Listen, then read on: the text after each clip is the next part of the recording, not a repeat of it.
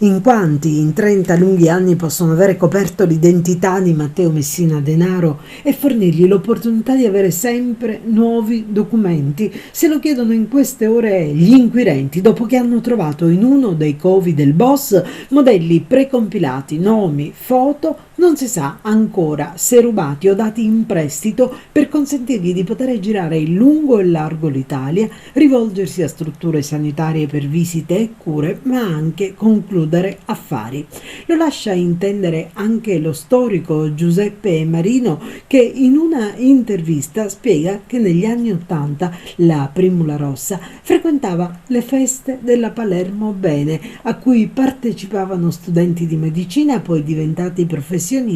e afferma che i latitanti devono il loro successo molto più a certe interessate e potenti protezioni che alle loro personali capacità di eludere la legge e di sottrarsi all'azione repressiva dello Stato.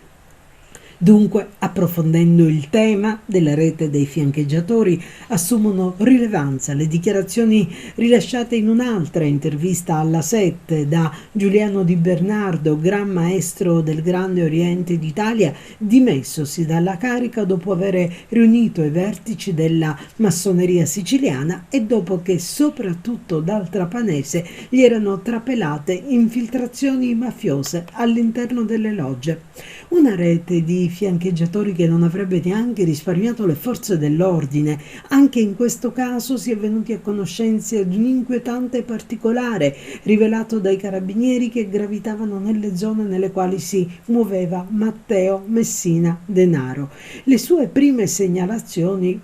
a Torretta Granitola risalgono al 2010 e appare quantomeno improbabile che in tutti questi anni di latitanza non abbia mai incrociato nessun tutore delle forze dell'ordine.